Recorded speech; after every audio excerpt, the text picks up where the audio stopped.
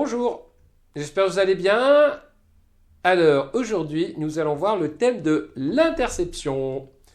C'est parti. Bon. Intercepter, c'est une manière d'éliminer un défenseur. Alors, l'interception, on l'avait déjà vu dans le pas 3 et on avait vu 3 méthodes. Prendre la pièce qui protège, chasser le protecteur et enfin dévier le protecteur. Intercepter, c'est une 4e manière et voici le premier exemple. Alors l'interception peut être liée aussi à d'autres thèmes comme par exemple l'échec intermédiaire et c'est le cas ici dans cette situation. C'est très au noir. Les noirs attaquent le fou, la tour protège le fou. Et dans cette situation, le défenseur, on ne peut pas l'éliminer.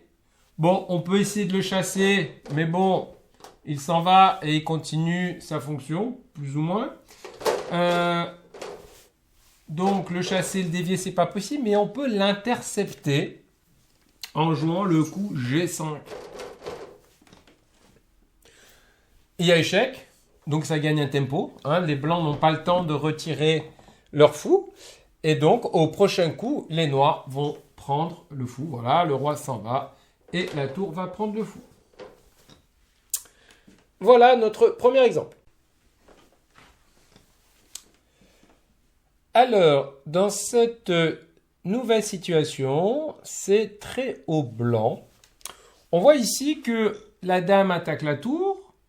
La tour est protégée par la dame noire.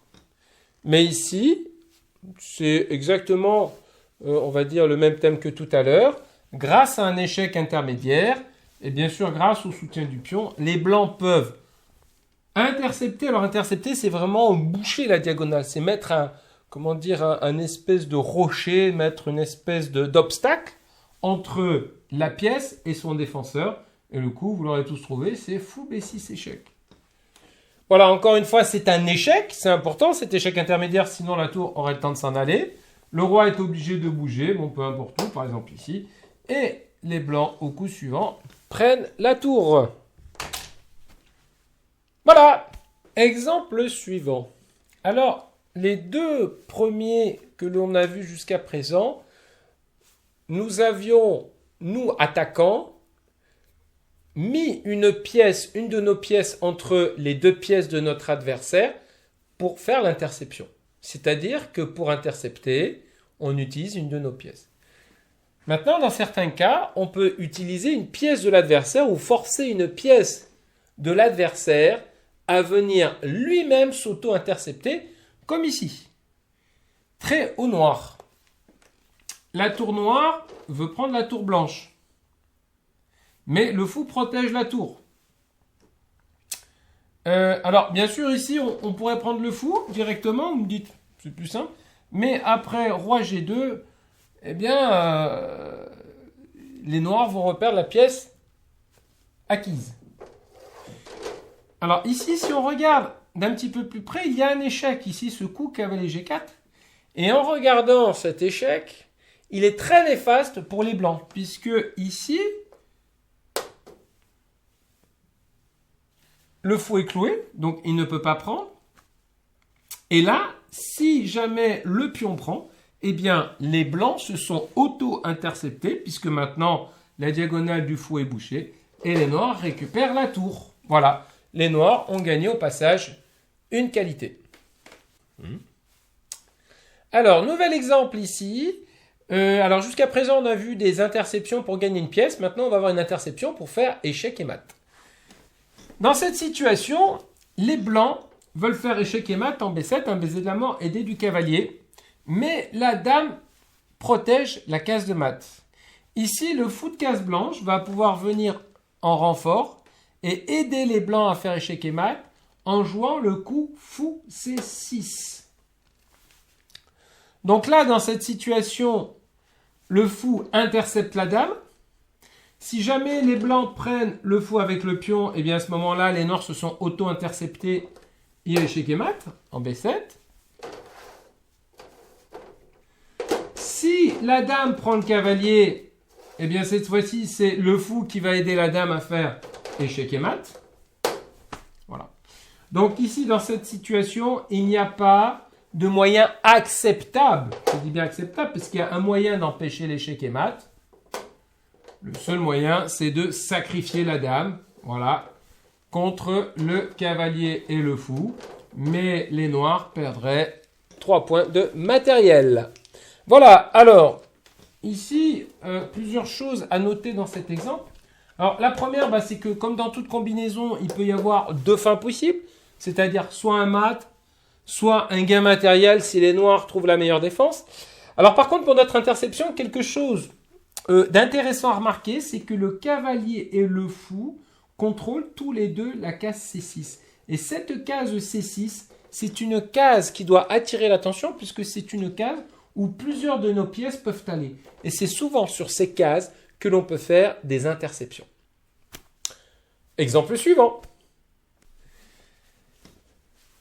Nouvelle situation, donc, très au noir. Dans cette situation, les noirs rêvent d'en finir par Dame H2, échec et mat. Malheureusement, pour les noirs, ce n'est pas encore possible parce que ici, la dame veille au grain pour le moment. Mais ici, si on regarde un petit peu plus près, on s'aperçoit que la tour peut venir aider la dame dans ses funestes desseins. Comment peut-elle le faire? Eh bien, en venant intercepter la dame. Et encore une fois, on est en présence d'un échec intermédiaire. Alors ici, bien sûr, si le fou prend, les blancs, comment on dit? Ils s'auto-tamponneuse. Non, pas s'auto-tamponneuse. Ils s'auto-interceptent. Et maintenant, Dame H de mat est possible. Bien sûr, ici, les blancs pouvaient reculer l'échéance en faisant Dame prend H5, mais bien sûr, ça ne suffit pas parce que les noirs prennent la dame et bientôt, ils vont mater. Exemple suivant. Alors, nouvelle situation. Donc ici, le roi attaque les 2 tours, mais les 2 tours se protègent mutuellement. Donc ici, il y a un coup qui va casser cette protection, c'est le coup cavalier E2 qui intercepte les 2 tours en même temps et qui va faire que l'une des tours est perdue. Alors, il est à remarquer ici, comme dans l'exemple précédent où on faisait une interception pour un mat, la case D7 est très contrôlée par les blancs. Elle est contrôlée par le pion, elle est contrôlée par le cavalier, par le pion et par le roi. Et en général, ce sont ces cases-là où a lieu l'interception. C'est une pièce qui est un nœud de communication entre beaucoup de pièces du camp attaquant. Voilà. Donc, cavalier D7. Donc là, les noirs vont perdre du matériel. Alors maintenant, il faut toujours se poser la question, quel est le moins pire possible pour les noirs? Bon, les noirs peuvent s'en sortir en ne perdant qu'une seule qualité en sacrifiant la tour contre le cavalier. Mais néanmoins, ils ont gagné une qualité. Exemple suivant. Alors, cet exemple part sur le même principe que l'exemple précédent, à savoir que la case d'interception, c'est une case qui est très contrôlée. Alors ici, la dame attaque la tour qui est protégée par la dame.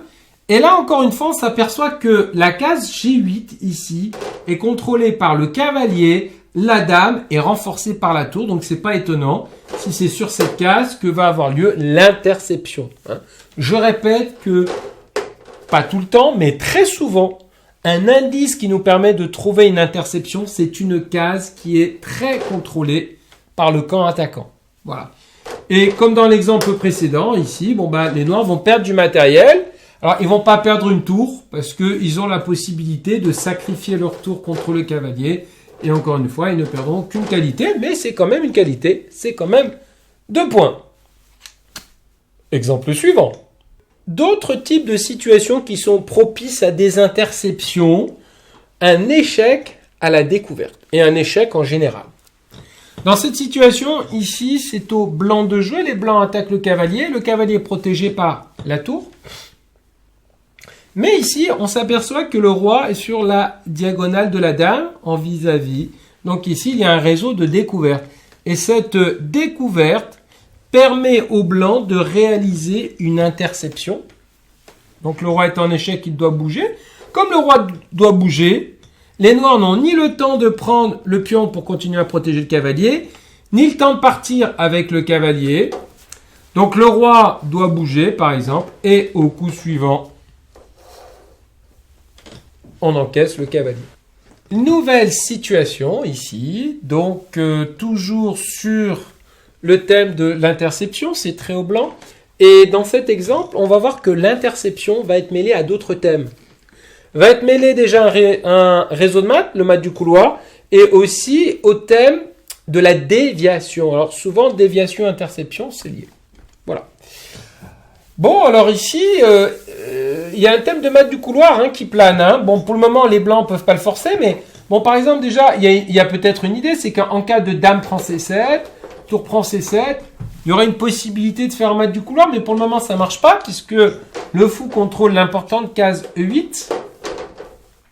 Mais si on regarde d'un petit peu plus près ici, on voit que la dame a un accès en F8 pour faire échec et mat. Et c'est cette menace de mat qui va faire la différence et qui va forcer les événements. Ici, dans cette situation, le coup qui gagne, c'est tour E8 échec. Tour E8 échec. Alors ici, pour parer le mat, il n'y a que deux coups légaux.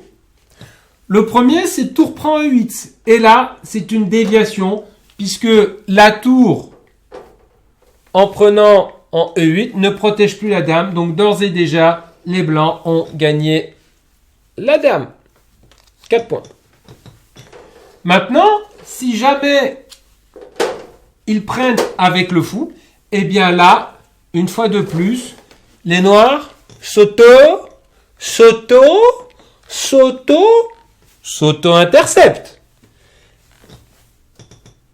La case F8 n'est plus contrôlée par la tour. Et c'est mat. Nouvel exemple. Ici, c'est très au blanc. Alors, dans cette situation, le roi voudrait prendre le fou, mais le fou est protégé par la tour. Alors, on voit ici qu'il y a un cavalier, qui va nous servir, et un pion. Et on en avait parlé tout à l'heure, souvent l'interception a lieu sur des cases qui sont très contrôlées. Et on s'aperçoit que la case F5, ici, est contrôlée non seulement par le cavalier et par le pion, en plus elle se trouve sur la colonne, sur la ligne de défense du fou. Donc on pourrait se dire, tiens, le cavalier vient en F5, on fait une interception. Ouais, mais d'accord, mais maintenant c'est au noir de jouer. Ça pourrait marcher, par exemple, si le roi était là, parce qu'en faisant cavalier F5, on fait un échec intermédiaire qui nous donne le temps nécessaire pour pouvoir prendre le fou après.